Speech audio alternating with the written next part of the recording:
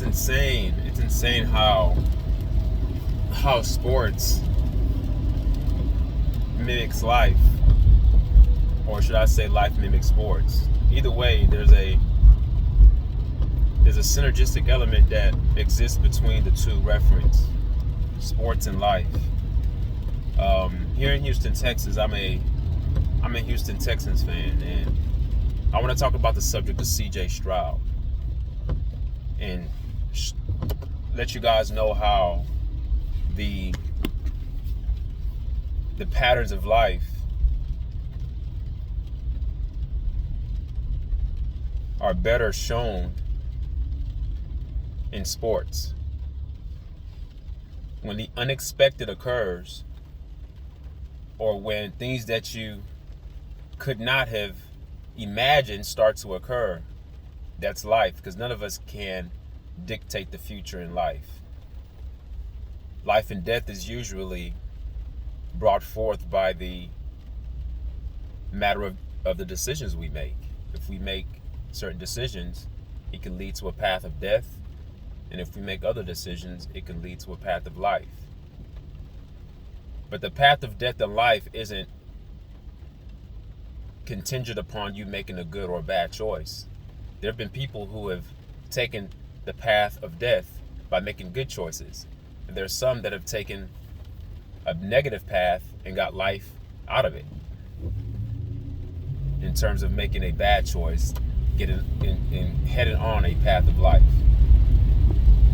When I look at the topic of C.J. Stroud and the Houston Texans, to me, that's an emblematic moment that symbolizes the essence of our human experience and the essence of our human interactions on a daily basis. Before this man was drafted, there were more doubters than those who did believe in him. No one doubted that he could be an NFL quarterback. Obviously, he was good enough to be drafted. What people doubted was his intellect, his ability to process defenses. They used a test that they used to, I don't know what the name of that test is. And if you guys do know what the name of the test is, leave a comment below to write that name of the test. I'm not sure what that name is. But there's a test that they use to assess the thinking process of a quarterback. It's a survey, so to speak. And they talked about how C.J. Stroud's score wasn't that great. And in them doing that, they're slowly painting the picture that, yeah, we know the guy's talented. We know he can make all the throws, but the NFL is a different beast. It's a different monster, and the speed of the game requires you to be able to dissect defenses quicker than the defenses can dissect you. It's a dog-eat-dog world. Either you dissect them or they dissect you, and if they dissect you, you're done. He who hesitates has already lost. So that test that they use to test C.J. Stroud and other quarterbacks coming into the NFL draft is a test to essentially test your intellect, your IQ. C.J. Stroud didn't do too well on that test. So as a result, the sports pundits and those out there who talk sports started to cast doubts upon C.J. Stroud. Again, no one was saying that he cannot be an NFL quarterback. But what they were saying is that be careful if you're going to take him number one or number two.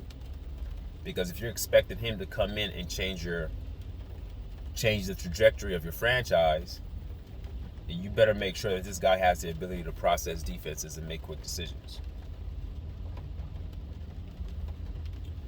In life, we've taken many tests. Whether you're taking a test to get a job, whether you're taking a test to get a position, get a certification, whatever the case may be. We've all been in that position, or if not we all, many of us have been in a position of taking a test. And usually these tests that are man-made are made to get a desired result that lets the company know that this person is ready to be in our organization or join our enterprise. And sometimes we fail those tests and we don't do too well, and we end up putting an unwanted burden of stress upon ourselves, starting to create a narrative within our psyche that we are not good enough. I didn't pass this certification exam, so I'm not smart enough. I did not do this, so that means I'm not good enough.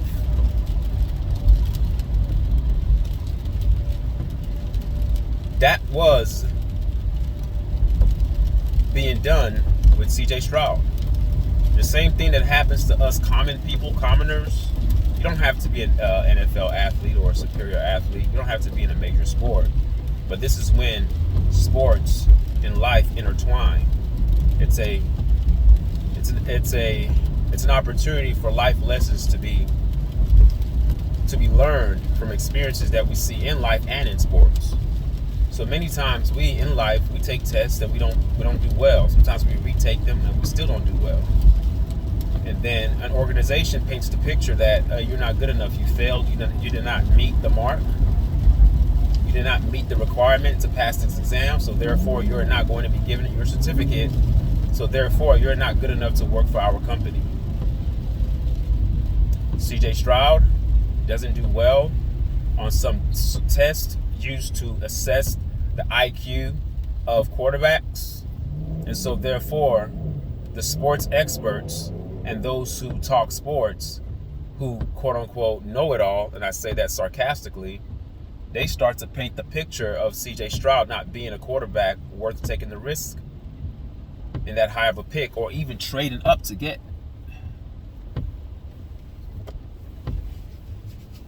Here we are today, 9 weeks into the season. Houston Texans are 5-4, 5 wins, 4 losses, and many of those losses could have been wins. Here we have a quarterback, CJ Stroud, the quarterback who took a test that according to their metrics, proves that he's not good enough to be an NFL quarterback in terms of assessing the defenses and making quick decisions. What we have seen thus far from CJ Stroud is the opposite. That test didn't mean shit. It didn't mean anything. The test is trash. What they should do with that test is burn it and throw it in the garbage. Pitch it as far as you can. Eliminate it. A test cannot dictate what a person can do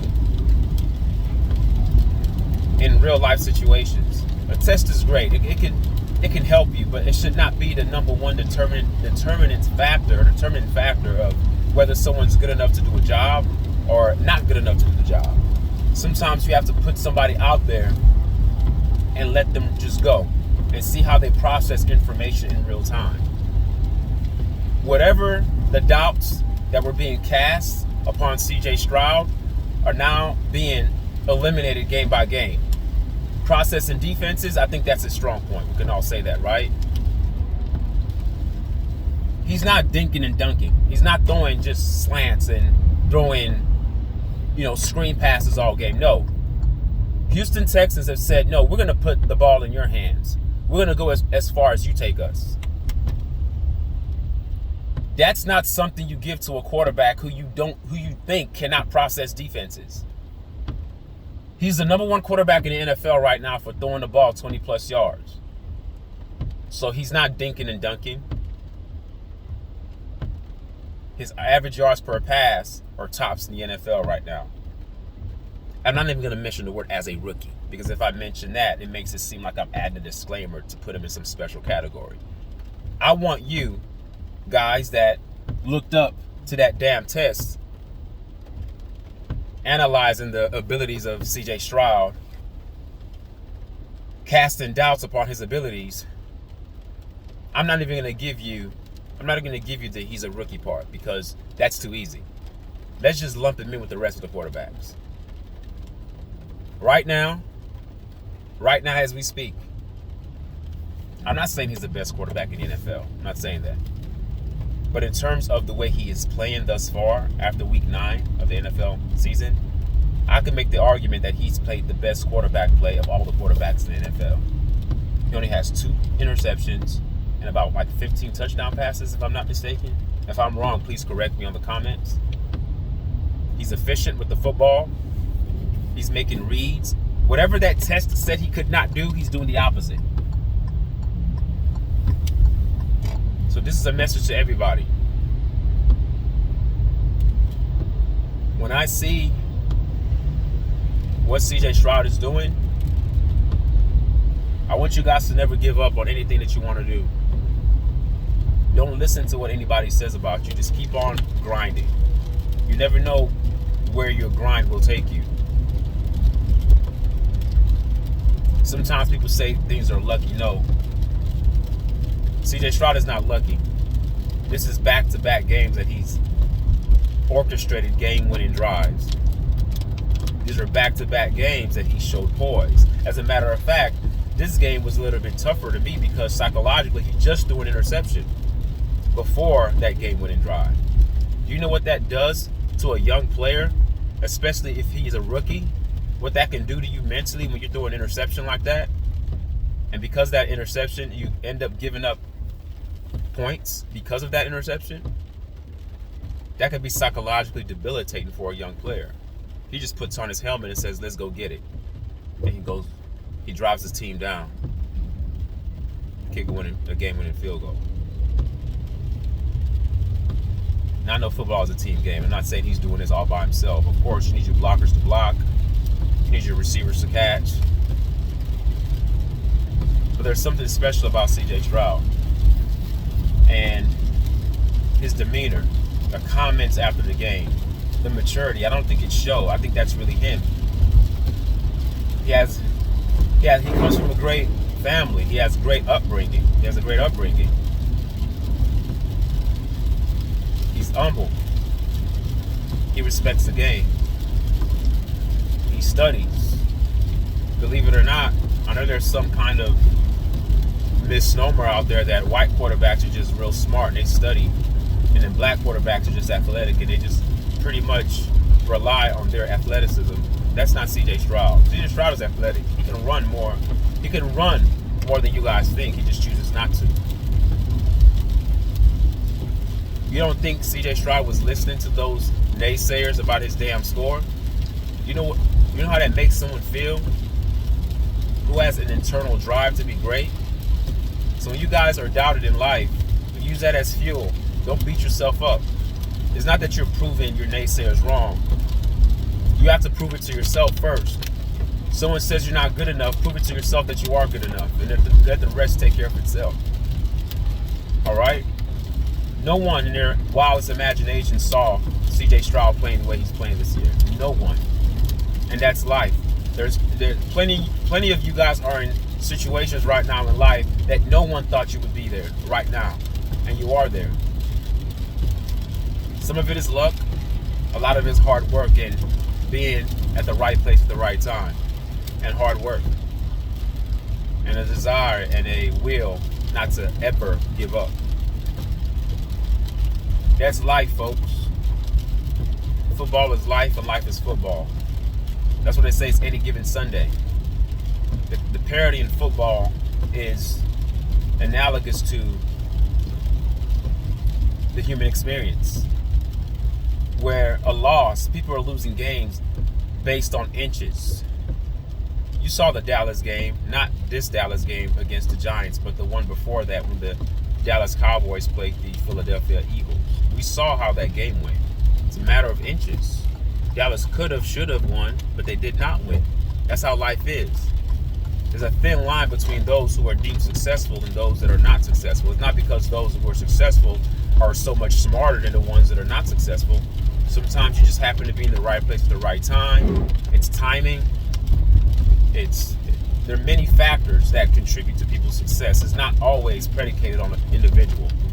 But what I do urge everyone to do on your climb to success, just keep working hard.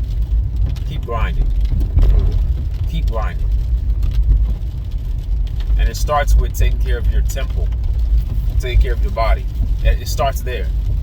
If you are not healthy, then it doesn't matter what you're trying to strive to become, because by the time you get there, you're going to be dead in a couple of months, or sickly in a couple of months. There's nothing more catastrophic and distasteful when you get to where you want to be, but you can't really enjoy it because of your health. You don't want to be a person that's successful but sick. Sick success is not success. It's just a nightmare. That's what that is. It's analogous to somebody working very hard to get to the NFL or get to the professional range, and then when they get there, they're always sick. Take care of your temple. Take care of your body. Meditate. Use the negative energy in your life to fuel your positivity. Don't let the negative energy overwhelm you.